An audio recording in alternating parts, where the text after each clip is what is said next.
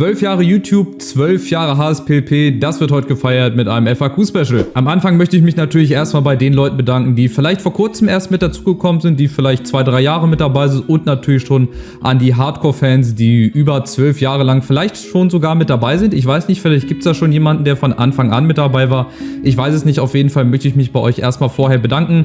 Hoffe, ihr nehmt euch jetzt die Zeit und ja, hört ganz entspannt zu. Schaut ganz freudig dieses Video, das für mich natürlich immer was Besonderes ist. Ne? Wenn es immer so auf den Oktober hinzugeht, auf den 21.10., da weiß ich natürlich, das ist ja die Gründung meines Kanals. Und von daher hoffe ich, dass ihr, ja, wie gesagt, freudig zuhört und mir dabei lauscht. Und ich danke euch erstmal für die Fragen. Werde am Ende nochmal was dazu sagen. Ich habe das ein bisschen unterteilt in 3 verschiedene Kategorien. Unten in der Videobeschreibung ist auch ein Zeitcode, falls ihr nicht alle Fragen hören wollt, sondern nur zu einem bestimmten Bereich. Und zwar einmal Persönliches und YouTube-Geschichte. Dann habe ich so Fragen rund ums Gaming, YouTube und generell ja, den Content. Und dann nochmal drittens Fragen außerhalb von YouTube, also ein bisschen privat oder Sachen, die halt in die anderen beiden Kategorien nicht reingepasst haben. Also, starten wir rein, würde ich sagen, mit der ersten Kategorie, und zwar Persönliches und YouTube-Geschichte. Da ist zum Beispiel die erste Frage: Wie erstaunt bist du, dass es jetzt schon 12 Jahre sind, die ich hier auf YouTube bin? Ich muss sagen, Wahnsinn, wie schnell die Zeit vergeht. Ne? Ich habe so viel mitgemacht, glaube ich, in diesen 12 Jahren. Und man muss sich immer wieder so ein bisschen selber kneifen. Ich schaue dann so ab und zu mal die alten Videos an und denke mir, wie schlecht hast du eigentlich angefangen und wie gut, finde ich persönlich, ist das jetzt in den letzten Jahren. Und von daher bin ich sehr, sehr erstaunt, dass es wirklich schon 12 Jahre sind. Mal gucken, ob es nochmal 12 Jahre sind. Ja, die Stimme wurde tiefer, die Barthaare wurden mehr, die Geheimratsecken hier oben werden auch irgendwann mehr. Ich sehe schon, mit 30 habe ich eine Halbglatze oder so. Habe ich ja noch ein Jahr und 2 Monate Zeit dazu, ne? Also, gehen wir gleich rüber zur nächsten Frage. Und zwar, gab es Zeiten, bei denen du YouTube für dich beenden wolltest? Aus welchen Gründen und warum hast du dennoch weitergemacht? Also apropos, die Fragen für euch vielleicht zum Mitlesen stehen auch unten in der Videobeschreibung, falls ihr jetzt hier alles mitbekommt. Ich hatte bestimmt mal ein paar Phasen, wo mir YouTube vielleicht auch nicht mehr so viel Spaß gemacht hat, ne? Ihr wisst das, wenn man irgendwas mit sehr viel Freude macht und sehr viel Enthusiasmus und das auch wirklich fast täglich, auch bis in die späten Stunden teilweise rein, dann kommt man vielleicht auch irgendwann mal an einen Punkt, wo man vielleicht so ein bisschen erschöpft ist, wo man auch mal eine Pause braucht. Aber mit YouTube aufzuhören, habe ich eigentlich nicht so wirklich gedacht, oder diesen Gedanken habe ich nicht so im Kopf gehabt. Klar hatte man vielleicht am Anfang die Phase oder auch den Moment, ja, als man einfach keine Zuschauer hatte und nicht so recht Abonnenten dazu bekommen hat, ist das überhaupt noch das Richtige? Ne? Dann verzweifelt man so ein bisschen an sich selber. Aber irgendwann ist dann der Entschluss gekommen, okay, wenn es nur 3-4 Leute erreicht oder auch 10 Leute erreicht, dann mache ich das auf jeden Fall immer gerne und auch sehr gerne weiter. Also es gab auf jeden Fall Zeiten und von daher gibt es auch heute noch, aber viel weniger als früher. Dann sind 2 Fragen, die kann ich zusammenfassen. Was war mein schönster Moment in den 12 Jahren und auch gleichzeitig mein traurigster bzw. schlimmster Moment? Und die Frage kann ich vielleicht auch noch mit reinnehmen, wie ich es geschafft habe, mich über 12 Jahre lang wirklich zu motivieren, YouTube durchzuziehen. Die Frage mache ich vielleicht mal zuerst. Ja, ich habe mich einfach motiviert, weil es mir Spaß macht. Ich habe etwas gefunden, was so eine Art Hobby jetzt geworden ist. Leidenschaft, das kann man schon fast sagen. Ich liebe es einfach, Videos zu erstellen. Ich liebe es einfach, wenn Leute auch mal vom Alltag abschalten können. Ich habe auch schon viele, viele Kommentare und Nachrichten bekommen, dass ich Leute so ein bisschen ablenken konnte von ihrem Alltag und so weiter und so fort. Es ist auch manchmal wichtig, dass man irgendwas hat, wo man sich ein bisschen zurückziehen kann. Und von daher motiviert mich das und es macht mir Spaß. Ja, ich sehe die Resonanz unter den Videos, also ich erreiche ja Leute damit. Und von daher ist das meine größte Motivation eigentlich, ne?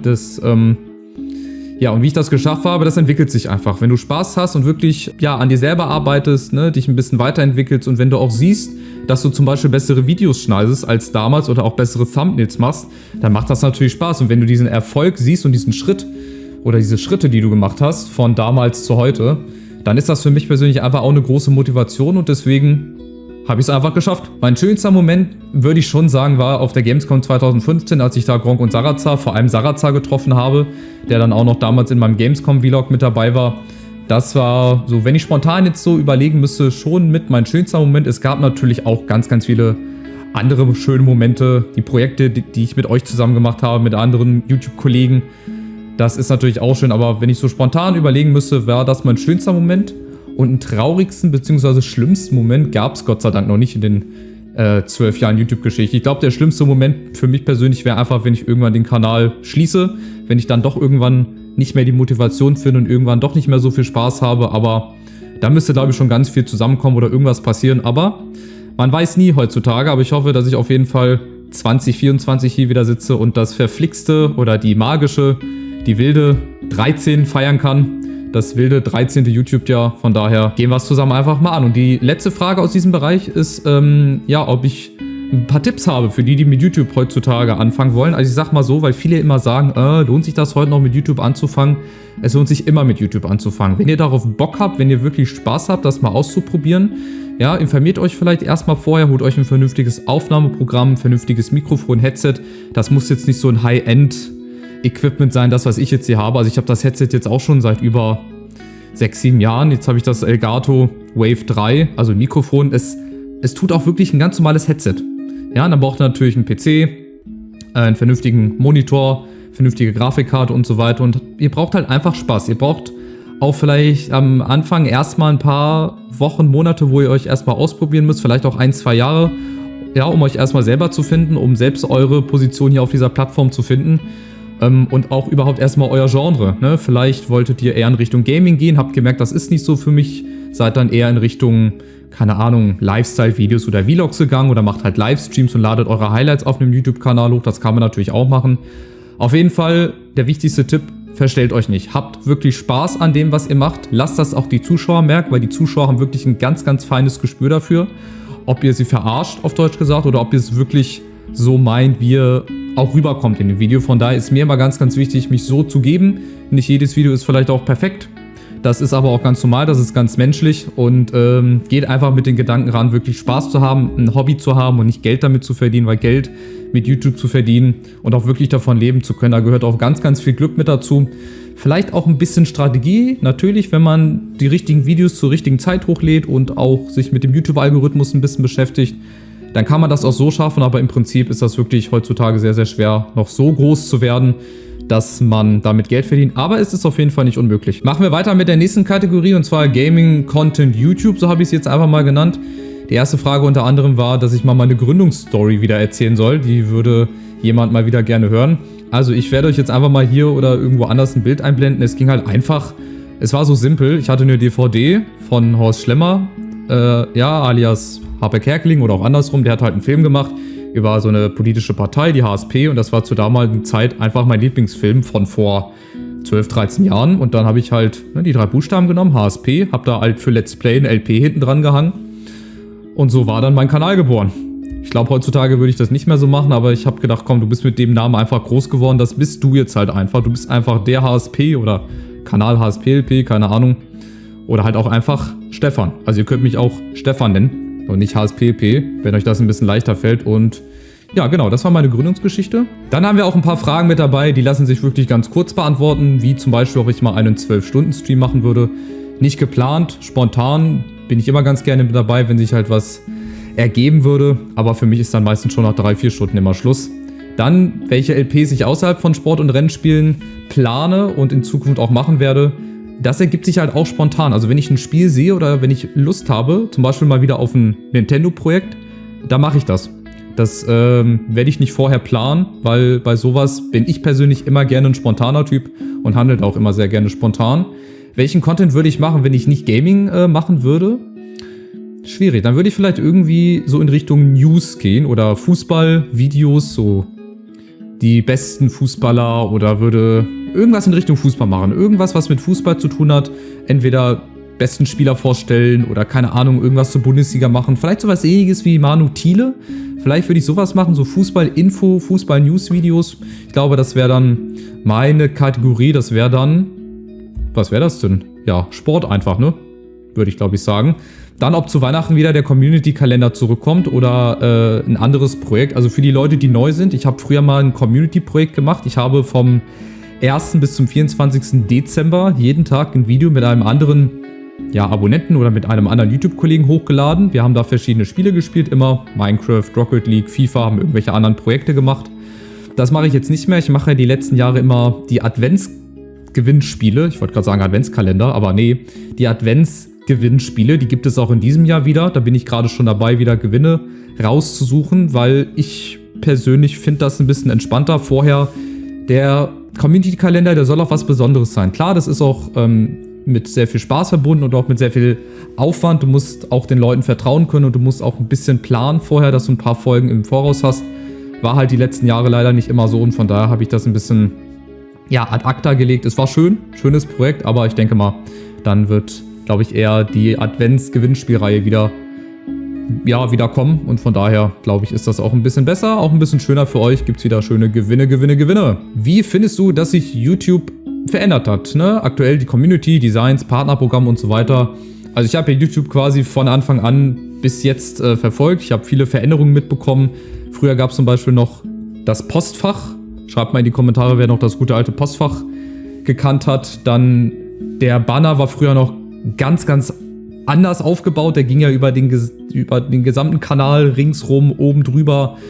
Die Anzeige, also es hat sich ja alles total verändert. Manche Sachen zum Guten, manche Sachen auch nicht. Also ich finde zum Beispiel so diesen YouTube-Posteingang oder dieses YouTube-Postfach war eigentlich ganz geil. So konntest du auch mal private Nachrichten austauschen. Geht natürlich heute nicht mehr. Ja, im Prinzip finde ich schon so ganz gut. Die Community, ja gut, ich rede nicht gerne über andere Communities, ich bleibe lieber bei meiner Community und die ist ganz gut. Ich glaube, da haben sich ein paar gute Leute zusammengefunden und ja, genau, so hat sich YouTube verändert.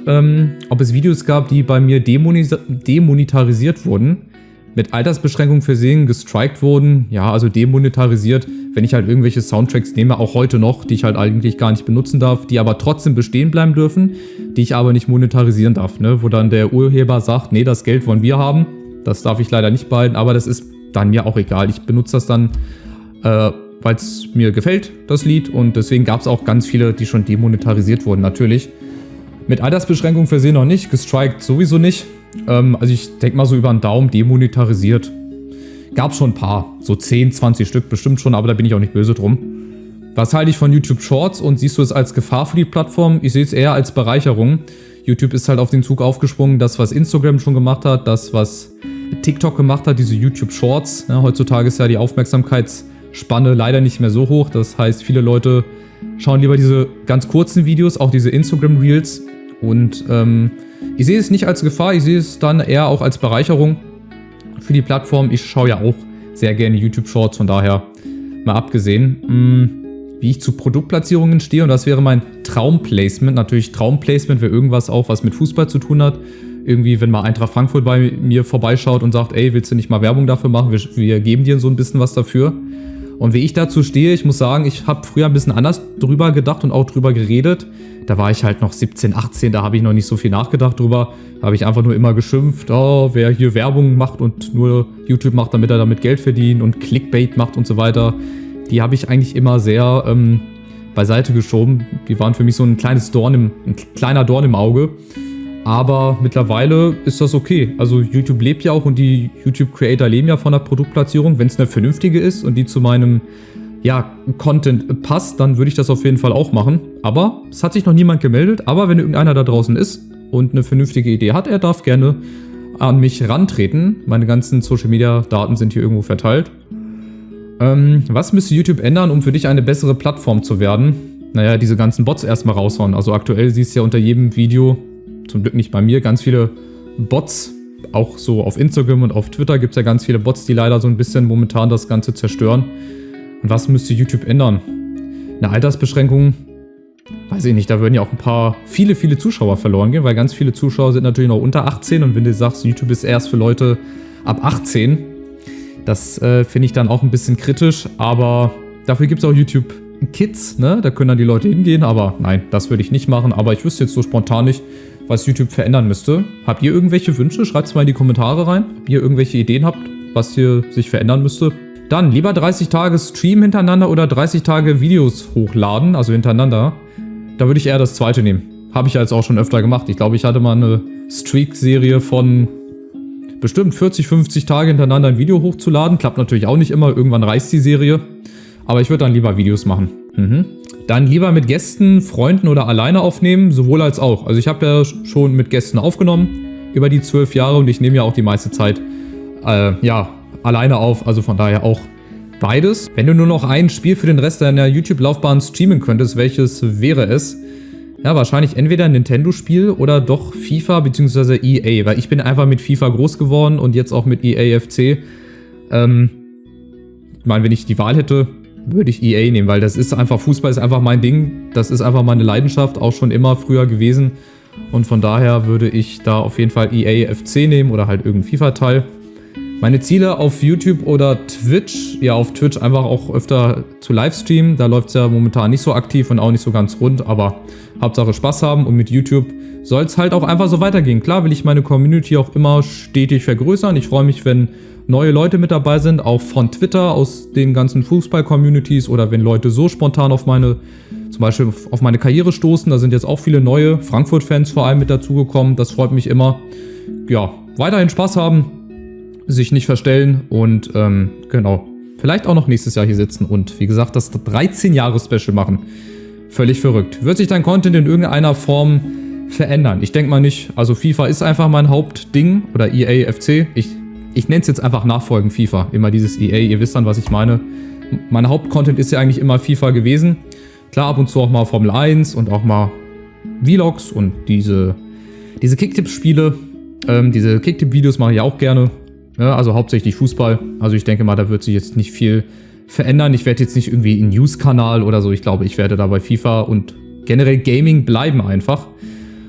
Auf was bin ich als Creator am meisten und am wenigsten stolz? Naja, am meisten stolz, wie ich die ganzen 12 Jahre jetzt hier bislang geschafft habe. Also wenn ich das mal vergleiche, von Anfang bis jetzt, noch sehr verunsichert ganz zu Beginn. Ich wusste eigentlich gar nicht, was Sache ist. Habe viele falsche Entscheidungen getroffen, zum Beispiel Sub-for-Sub-Anfragen gemacht. Das würde ich zum Beispiel auch niemandem heutzutage empfehlen, weil das ist wirklich nur Gift für euren Kanal. Das ist leider etwas, was ich vielleicht meinem früheren Ich heute mit auf den Weg geben würde. Unterlass einfach Sub-for-Sub. Mach einfach guten Content, versuch dich nicht zu verstellen, versuch einfach so auf die Leute aufmerksam zu werden und dann wird das schon. Schauen wir mal, was wird, ne? Und am wenigsten stolz habe ich eigentlich nichts.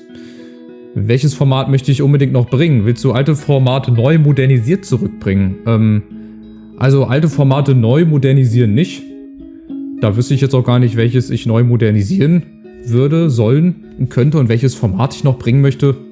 Also ich meine, mittlerweile gibt es ja eigentlich alles Mögliche, oder? Ich wüsste nicht, was ich jetzt noch für ein Format neu erfinde. Vielleicht, wenn ich irgendwo mal was ausschnappe oder irgendwo was lese, was noch keiner gemacht hat und ich die Idee habe und diese Nische habe, dann werde ich es euch auch nicht wissen lassen, weil ich behalte das dann für mich.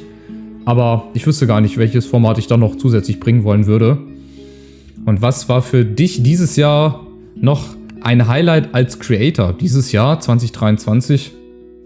Ja, dass ich ein weiteres Abonnentenziel halt auch erreicht habe, ne? Ich glaube, jetzt haben wir mittlerweile 7.600 noch was, 7.500 noch was. Das ist halt für mich immer so ein Highlight, wenn ich sehe, wir haben eine weitere Marke geknackt.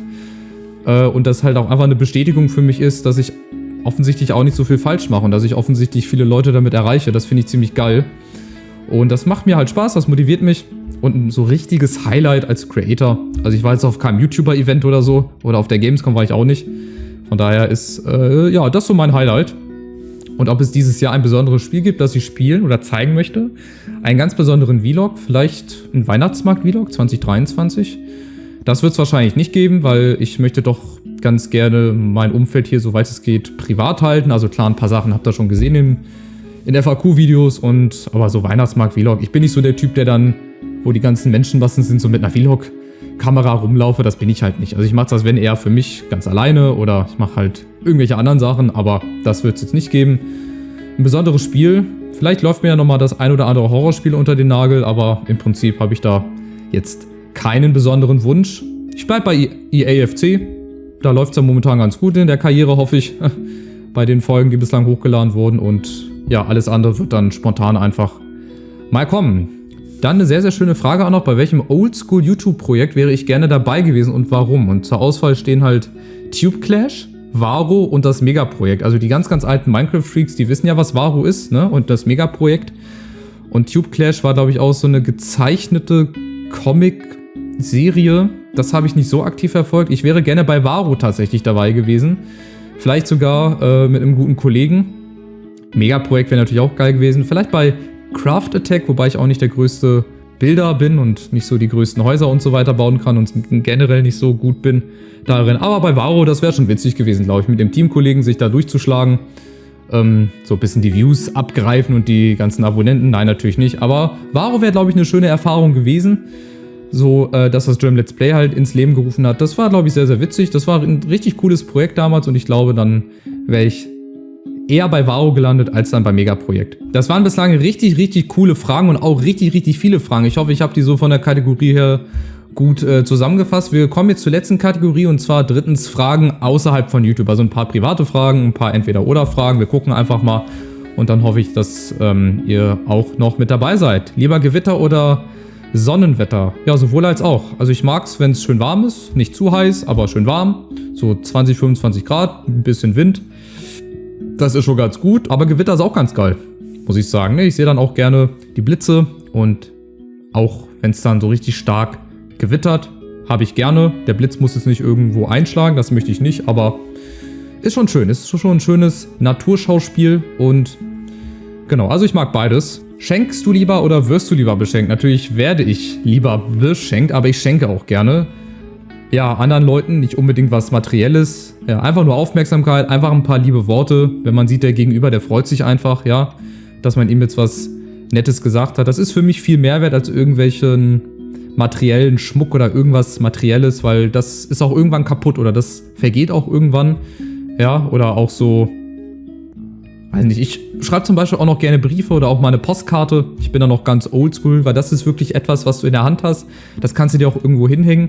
Das sind einfach so Emotionen und Erinnerungen, die bleiben halt einfach auch noch in 10, 20 Jahren. Wenn du drauf guckst, denkst du dir, ah genau, da war ich doch mal zum Beispiel vor 10 Jahren im Urlaub oder keine Ahnung. Also ich schenke gerne, aber ich werde natürlich auch gerne beschenkt, ne? Welcher Mensch nicht. Was ich von der Special Olympics World Games in Berlin halte, das habe ich jetzt nicht so verfolgt. Das ist glaube ich sowas ähnliches wie die Paralympics oder so, kann das sein? Ich bin da nicht so drin in dem Game, von daher, da kann ich leider nicht so viel zu sagen, tut mir leid. Dann, was ich von Tomb Raider und Lara Croft halte, ja, ich habe früher noch die alten Grafiken mitbekommen. Tomb Raider habe ich jetzt persönlich nie gespielt, aber natürlich auch geguckt bei diversen YouTubern. Ja, also man kann es gucken, ich würde es jetzt auch nicht spielen persönlich. Ja, von daher glaube ich, das auch ganz schnell beantwortet. Was war mein peinlichster Moment als Frankfurt-Fan? Jetzt kommen wir so ein bisschen zu meiner Eintracht Frankfurt-Vergangenheit und so Fußballfragen. Der peinlichste Moment als Frankfurt-Fan war eigentlich, ja, weiß ich nicht. Also ich war mal bei einer 6-1-Niederlage in Berlin dabei. Das war am ersten Spieltag 2013, 2014 im Olympiastadion. Da hat die Eintracht 6:1 verloren, aber einen richtig peinlichen Moment gab's irgendwie nicht. Ich war in vielen Trainingslagern mit dabei. Da war auch nichts irgendwie peinlich. Irgendeine Geschichte vielleicht aus dem Trainingslager? Nö. Also gab es nicht einfach, von daher. Ab zur nächsten Frage. Bundesliga oder zweite Liga und warum gefällt dir deine gewählte Liga besser? Tja, also natürlich die erste Liga wegen Eintracht Frankfurt, weil da einfach mein Lieblingsverein spielt. Aber zurzeit muss ich sagen, die zweite Bundesliga, da sind da auch schon geile Vereine, Traditionsvereine, ehemalige Bundesliga-Vereine vor allem drin. Hamburg, Lautern, Düsseldorf, Hannover, die Schalke nicht zu vergessen, Hertha, die auch eigentlich alle in die erste Liga gehören. Da können wir gerne mal ein paar Vereine austauschen, meiner Meinung nach. Ist halt momentan leider nicht so. Aber ja, so einfach von der Attraktivität her. Die zweite Liga auch stimmungstechnisch einfach geil, ne, hör mal. Stimmungstechnisch, auch ein schweres Wort auszusprechen. Ja, Bundesliga, klar ist das Niveau vielleicht ein bisschen höher, obwohl man das in vielen Spielen dann halt auch nicht sieht. Aber klar, Bundesliga wegen Eintracht Frankfurt, das sollte ganz klar sein. Was ich über die Nationalmannschaft denke, die Frage mache ich mal ganz zum Schluss. Da würde ich eher nochmal die anderen Fragen hervornehmen. Ganz schön. Welchen Traum hast du begraben und was ist nötig, um ihn wieder zu träumen? Sehr schön formulierte Frage. Welchen Traum habe ich begraben? Naja, ich habe ja immer noch Träume. Also ich meine, klar, auf YouTube irgendwann vielleicht mal die 10.000 Abonnenten zu erreichen. Das ist so das Ziel, das ganz, ganz weit weg noch liegt. Aber das gehe ich auch an, Schritt für Schritt. Jetzt werden erstmal die 8.000 Abonnenten ins Auge genommen und dann die 8.500, dann die 9.000 und so weiter, wenn es überhaupt so weit kommt. Keine Ahnung, wohin das hier noch führt. Von daher, und einen richtigen Traum begraben, vielleicht Fußballprofi. Klar, ich meine, welcher Junge hatte nicht den Traum, Fußballprofi zu werden? Das werde ich jetzt wahrscheinlich nicht mehr schaffen, weil ich auch mit dem Fußball aufgehört habe, weil ich da auch ein bisschen kürzer treten möchte auch und auch das ganz aktiv gemacht habe. Ja, also so einen richtigen Traum muss ich noch nicht begraben. Gott sei Dank, ich hoffe, dass ich das auch in nächster naher Zukunft nicht machen muss. Wenn ich jetzt 1 Million Euro bekommen würde, wie würdest du sie innerhalb von 2 Tagen ausgeben? Ja, erstmal FIFA Points, erstmal schön reinstecken ins Ultimate Team. Nein, natürlich nicht. Was würde ich machen? Was würde ich ausgeben? Ich glaube, ich würde mir mal so eine VIP-Loge kaufen für eine Saison. für 1 Million Euro, warum nicht, sich so eine eigene Loge oder so ein Business Seats so für eine Saison hinzustellen. Dann würde ich mir für die Europameisterschaft viele Karten bestellen, fürs Champions League Finale, ein bisschen was würde ich spenden, auf mein Konto zurücklegen. Es gibt eigentlich so viel, ne? Aber Hauptsache gesund. Das ist wirklich das Wichtigste, deswegen würde ich gucken, dass so ein bisschen auch in die Familie rein investiert wird. Das wäre, glaube ich, das, was ich mit 1 Million Euro machen würde, wenn ich nur 2 Tage dafür Zeit hätte, ey. Krass. Und wie ordnest du diese 3 nach ihrer Wertigkeit ein? Karriere, Familie und Liebe. Also Familie ganz nach oben. Ich glaube, da muss ich nicht viel zu sagen. Familie kommt immer ganz, ganz nach oben. Und dann kommt die Karriere und eigentlich dieselbe Stufe würde ich die Liebe machen. Also bei mir ist ja noch nicht so viel mit Liebe. Von daher, ich muss bald fegen. Von daher, was soll ich euch erzählen? Also Familie ganz nach oben natürlich, dann die Karriere und dann die Liebe, würde ich sagen. Familie geht über alles. Also Familie und Gesundheit gehört eigentlich zusammen, aber wenn ich jetzt die 3 machen würde, würde ich Familie, Karriere und dann die Liebe machen. Und dann nochmal zur letzten Frage, was ich über die Nationalmannschaft denke. Also stand jetzt das Video nämlich auf, da hat Deutschland gegen die USA gewonnen, spielen noch gegen Mexiko, ne, das kommt ja hier am 21. raus, das Video, da hat Deutschland ja gegen Mexiko gespielt. Ich muss sagen, das Spiel gegen die USA, das war besonders in der zweiten Halbzeit sehr, sehr gut. Ich habe das Gefühl, dass Julian Nagelsmann die Jungs innerhalb von 7, 8 Monaten wirklich auch emotional nochmal abholt, um ja einfach den Jungs klarzumachen, ey, ihr habt eine Once-in-a-Lifetime-Erfahrung, ihr spielt eine Heim-Europameisterschaft. Wir dürfen uns auch gar nicht blamieren. Also wir können auch gar nicht ausscheiden in der Gruppenphase. Das geht nicht. Und ich glaube auch einfach im Vergleich zu Hansi Flick ist Julian Nagelsmann auch jemand, der auch in seinen Ansprachen ganz anders rüberkommt. Also ich meine, wenn ihr diese Doku gesehen habt, All or Nothing, ich sag nur Stichwort Graugänse, da kommst du dir doch als Spieler verarscht vor. Also mich würde der Trainer nicht abholen, wenn der mir auf einer Leinwand einen Film zeigt über Graugänse und Graugänse fliegen zusammen und im Team und so weiter. Das wollen die Spieler gar nicht. Und ich glaube auch, dass unter Julian Nagelsmann Disziplin herrscht, dass das Leistungsprinzip auch da ist. Deswegen wurde ja auch Führig eingeladen. Robert Andrich als Typ, so Typen brauchst du auch halt einfach in der Mannschaft, die auch für die Kabine da sind, der vielleicht sportlich gesehen jetzt nicht in der Startelf steht, aber für die Kabine halt einfach, ne, würde ich sagen. Und wen hat er denn noch geholt? Der hat Führig geholt. Und Behrens von Union, genau. Finde ich, hat er sich auch verdient, ne, zum Thema Leistungsprinzip. Von daher ist das auch eine sehr, sehr schöne Sache. Mal gucken, was sie machen bei der EM. Ich habe mir schon ein paar Karten bestellt über uefa.com. Mal gucken, ob ich Glück habe im Losverfahren. Aber na gut, ich meine, Heim-EM auf der anderen Seite, wann werden wir das nochmal erleben? Wahrscheinlich nochmal. Also ich werde es vielleicht nochmal erleben, hoffe ich. Aber jetzt so in den nächsten 10, 20 Jahren ja nicht.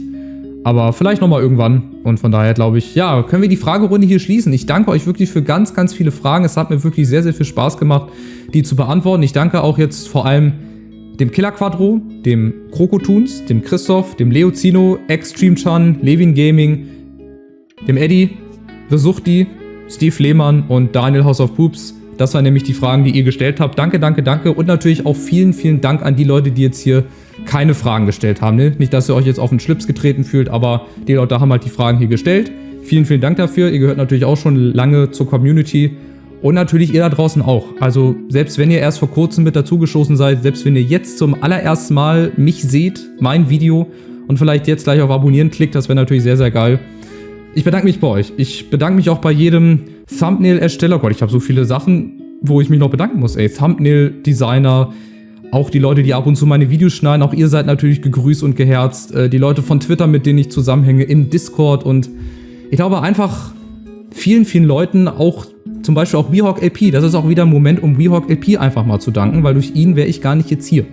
Ich möchte auch den Leuten danken, die mir auf dem Weg hierher, jetzt kommt hier so eine ganze Oscar-Rede, die mir auch wirklich so ein bisschen, ja, gezeigt haben, wo es lang geht, die mich so ein bisschen auf den Boden der Tatsache geholt haben, die, ja, auch einfach mir zugehört haben, wenn ich mal irgendwelche Probleme hatte. Von daher war das richtig, richtig geil, eine richtig, richtig schöne Zeit über die letzten 12 Jahre und ich hoffe, dass es halt einfach so weitergeht. Ich freue mich einfach. Ja, es geht ja weiter. Bald kommt das Silvester-Special, da bin ich auch mal gespannt. Die Gewinnspiele, Adventsgewinnspiele, da freue ich mich natürlich auch wieder, wenn ich euch eine Freude machen kann oder zumindest 4 Leuten von euch. Und ansonsten, lasst uns einfach so weitermachen. Wenn ihr wollt, verteilt gerne meine Videos, ja, abonniert, liked gerne, dass wir noch ein bisschen größer werden, dass noch mehr Leute aufmerksam auf meine Videos werden. Das würde mich wirklich sehr, sehr freuen. Ja, und dann bleibt mir nur zu sagen, danke, danke. Ein großes Herz hier, obwohl das nicht so groß ist, in die Kamera für euch. Das ist wirklich ganz, ganz großes Kino, was ihr hier tagtäglich abliefert, weil nur durch euch gibt es mich und meine Videos. Sonst hätte ich schon längst aufgehört, wenn ich sehe, es schaut eh keine Sau. Also das ist so ein Geben und ein Nehmen. Von daher Handshake, Handschlag von mir an euch da draußen. Und dann wünsche ich euch jetzt noch einen schönen Tag. Danke, dass ihr wirklich bis zum Ende zugehört habt. Wenn ja, drückt den Daumen nach oben, kostenloses Abo und die Fragen, wie gesagt, stehen nochmal alle unten drin. Ich bin raus. Dankeschön für 12 Jahre und ich hoffe, es werden noch weitere 12. Macht's gut. Ciao, ciao.